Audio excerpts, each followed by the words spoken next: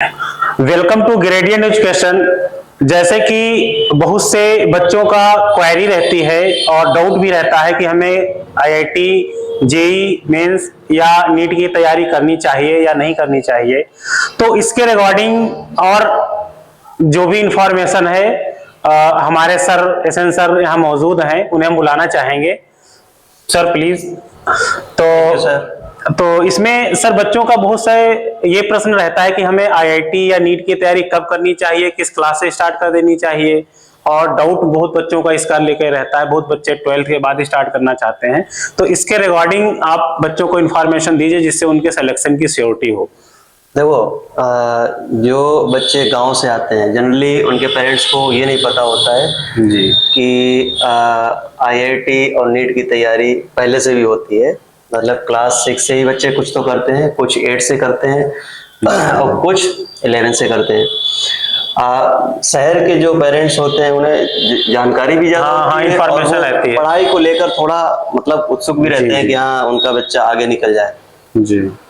गांव में उन्हें ज्यादा जानकारी होती नहीं है। जिन्हें जानकारी होती है तो उन्हें कोई गाइड करने वाला नहीं होता है कि हाँ कि बच्चे को हम कैसे पढ़ाएं। वो जनरली क्या करते हैं कि स्कूलिंग पर फोकस करते हैं। जैसे उनके बोर्ड में अच्छे नंबर आ जाए, और बोर्ड में अच्छे नंबर आ गए, मान लो कि उसने 11th-12th कर लिया और 12th के बाद उसे पता चला कि मुझे आईआईटी तैयारी करनी है। अगर उसका बेस अच्छा है तो पॉसिबिलिटी बढ़ जाती है, तब तो सिलेक्शन पॉसिबल है। और नहीं तो पता लगा कि सिलेक्शन या फिर एनआईटी में कुछ पीछे की रैंक या फिर सिलेक्शन ही नहीं हुआ, तो ये केसेस आते हैं।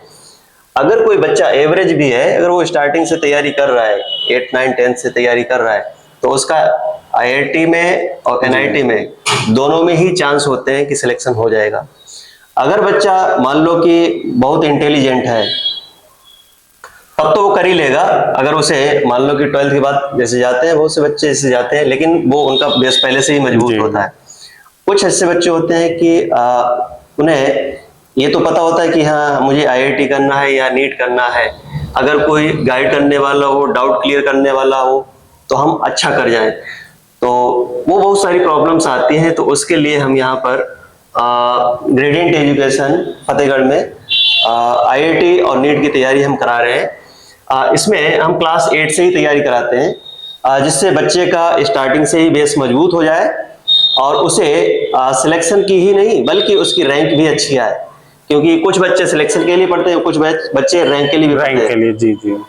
बहुत से ऐसे बच्चे होते हैं जिनका पता लगा कि आईआईटी में सिलेक्शन हो गया और उन्होंने ड्रॉप ले लिया कि हाँ ठीक है कि मैं आईआईटी में और अच्छी रैंक लाऊंगा। ये बातें तब पता चलती हैं जब आप पहुंच जाओगे कॉलेज में। पता लगा कि आपकी ब्रांच एक्स है और आपने सोचा कि अच्छा कुछ नंबर ज्यादा होते तो मुझे ये वाली ब्रांच मिल जाती, जैसे कि सीएस ज्यादा बच्चे प्रेफर करते हैं। बिल्कुल। तो उसके लिए नंबर भी अच्छे ही होने चाहिए, और नंबर तभी अच्छे आ सकते हैं जब आप पहले से ही उसका बेस मजबूत हो।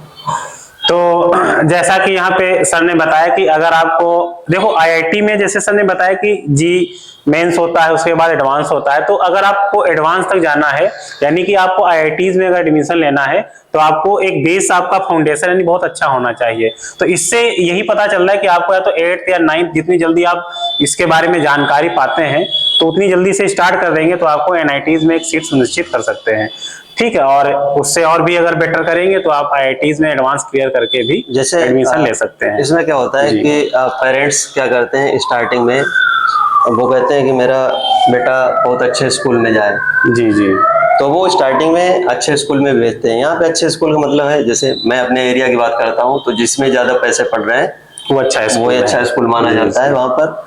तो हाँ, एक मापदंड रखा गया है ऐसा। क्योंकि वो ही है जी। और मोस्टली क्या होता है कि बच्चे हिंदी मीडियम, उनकी मैथ, फिजिक्स, केमिस्ट्री सब अच्छी होगी जी, लेकिन वही बात है कि उन्हें कोई गाइड करने वाला नहीं है। यहाँ पे आसपास कोई कोचिंग भी ऐसी नहीं थी जो मुझे पता चलता। हाँ, मुझे नहीं पता था। यहाँ पे जब मैंने 12th की, जब मैं पास होके गया तो मुझे पता चला कि अच्छा ये भी होता है। तो अगर मैं 4 साल पहले कोई बताता तो मैं और भी अच्छा कर सकता था। लेकिन फिर बाद में मुझे लगा कि यहाँ पर बहुत से ऐसे बच्चे होते हैं कि जिन्हें कोई अगर अच्छा गाइड कर दे तो वो बहुत अच्छी जगह पोजीशन पर पहुंच जाए। जनरली यहाँ पे क्या होता है कि जैसे 4-5 उनकी जॉब फिक्स रहती है, जैसे लेखपाल हो गए, हाँ, आर्मी में है, पुलिस हाँ, में है, इस आर्मी टाइप पुलिस से। हो गए और या जी। फिर प्राइमरी टीचर हो गए। तो सर हमको लगता है इसके पीछे ये भी रहता है कारण कि जैसे जो बच्चे आर्मी या उनके एक दो जानने में आसपास के हो गए तो उनको फिर वही दिखने लगता है कि हाँ चलो हम इसी में जाएं। फिर वो आईआईटी या नीट बड़े एग्जाम के लिए थोड़ा समझ पाना या जानकारी के अभाव में उतना मैं ज्यादा। एक इंसिडेंट बताता हूँ ना जी यहाँ पे।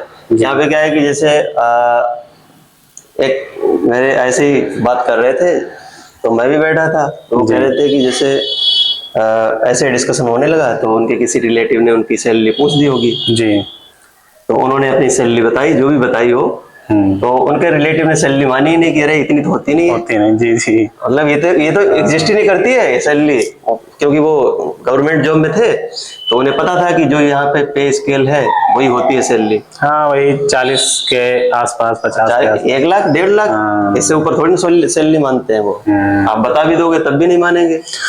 तो हाँ ये भी रहता है कि जैसे आपको अगर सही गाइडेंस मिलता है तो आप आसानी से जो है आईआईटी या नीट भी क्रैक कर सकते हैं। जैसे कि सर ने बताया कि देखो आईआईटी नीट क्यों करें, आईआईटी या नीट से मतलब हमको करने से ये होता है कि जो हमें जॉब अपॉर्चुनिटी आएंगी हमारे हाथ में तो आपका जो पैकेज होगा बहुत हैवी होगा। जैसे कि पिछले कई सालों में आईआईटीज का जो पैकेज रहा है जैसे कानपुर या मुंबई या दिल्ली या गुवाहाटी ऐसे, तो ये हाईएस्ट पैकेज जो है करोड़ों में चला जाता है पर एनम के हिसाब से, और एवरेज पैकेज तो 20-25 के आसपास तो रहता ही रहता है। तो इस तरह से मतलब आपको एक शुरुआती फेज में जब ये सैलरी का पैकेज मिलता है तो आप फिर भूल जाते हैं कि मतलब हमें जो मेहनत की हमने तो उसमें उसके रिगार्डिंग जो भी तुम कठिनाइयां हुई, क्योंकि वहां पे आपको उसका अपॉर्चुनिटीज के रूप में एक बेनिफिट भी मिलता है। तो सर इसमें जैसे मैंने देखा है कि बहुत से ऐसे बच्चे जो एवरेज बच्चे, ठीक है, जी उन्होंने जो तैयारी की वो लगे रहे तैयारी में, वो अच्छी जगह पहुंच गए, मैंने ऐसा देखा है।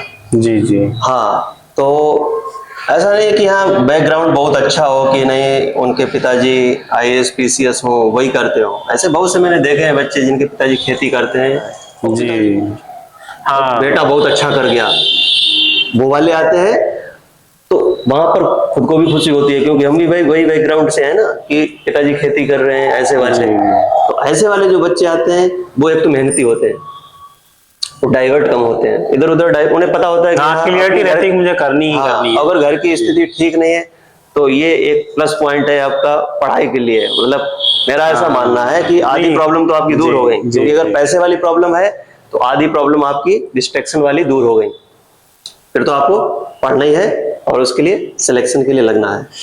तो जैसा कि सर ने बताया कि आपको अगर एनआईटी या आईआईटीज में जाना है तो क्या प्रोसेस होता है, कब से आप तैयारी स्टार्ट कर सकते हैं। तो इसके रिगार्डिंग जैसे कि हमारा इंस्टीट्यूट जो ग्रेडेड एजुकेशन है डाला गया है, इसी पर्पज से डाला गया है कि यहाँ पे जो बच्चे हैं जो रूरल बैकग्राउंड से हैं या जो मतलब हाई पे नहीं कर सकते हैं कोटा या जाके, तो सर पिछले 10 सालों से कोटा एलएन में ही रहे थे मैथ फैकल्टी में, तो आपको वही चीज जो कोटा या दिल्ली में मिल सकती थी वो आपको यहाँ आपके शहर में ही मिल जाएगी। तो जो भी बच्चे फर्रुखाबाद है या इसके आसपास के जैसे कस्बे हैं, कमालगंज हो गया, गुरसाहिगंज हो गया, मोहम्मदाबाद हो गया, या अन्य जो आसपास के जिले हैं, मैनपुरी हो गया, कासगंज हो गया, कन्नौज हो गया, हरदोई हो गया, जलालाबाद है, शाहजहांपुर है, तो इससे जो इस बेल्ट के बच्चे हैं वो आसानी से यहाँ पे अप डाउन भी कर सकते हैं, कनेक्टिविटी भी बढ़िया है। तो आकर के यहाँ पे आप ज्वाइन करिए, जो फैसिलिटी आपको कोटा और दिल्ली में मिलती हैं सेम टू सेम वही प्रोवाइड की जाएंगी। पूरी फैकल्टी हमारी इसके लिए पूरी मतलब अपने पूर्ण समर्पण के साथ इसमें कटिबद्ध है कि आप लोगों को अगर मेहनत करेंगे तो आपको सिलेक्शन पक्का हो जाएगा। Thank you. कुछ पेरेंट्स के ये भी डाउट होंगे कि मुझे कोचिंग अप डाउन करना पड़ेगा। जी जी जी कुछ पाने के लिए थोड़ा बहुत तो हाँ वो बलिदान देना ही पड़ेगा। बच्चा या तो आप देखो कहीं पे भी अगर मान लो कि आपकी जॉब लगती है, सपोज करो वो 200-400 किलोमीटर दूर लगती है, तो आप जॉब थोड़ी छोड़ोगे, आप वहां जाओगे। जैसे ऐसा होता है ना कि हाँ ठीक है हम बच्चे को लखनऊ नहीं भेज सकते हैं, दिल्ली नहीं भेज सकते हैं, वैसे लखनऊ और कानपुर भेजने की जरूरत नहीं है, उससे तो अच्छा हम यहाँ पर कंटेंट दिलाएंगे। हाँ, अगर आपको यहाँ पर अच्छा नहीं लगता है तो अगर आप सोच रहे हो कि हम कानपुर जाएं या लखनऊ जाएं तो उससे अच्छा है फिर आप सीधे कोटा जाओ, कोटा या फिर ग्रेडियंट एजुकेशन, क्योंकि हम सब वही वाला मटेरियल यूज करेंगे वहां पे जो यूज करते थे और शानदार रिजल्ट लाएंगे। जी, तो जैसा कि एसएन सर ने आपको बताया, तो आप, आई होप दैट कि आप लोग जल्दी से जल्दी जो आईआईटी या नीट के फील्ड में हैं, बच्चे साइंस स्ट्रीम के हैं, जितनी जल्दी हो सके तो आप जो है हमारे कोर्स जो लॉन्च किए जा रहे हैं उनको आप ज्वाइन करिए और अपने आगे भविष्य के लिए राह सुनिश्चित कीजिए। थैंक यू, धन्यवाद। Thank you.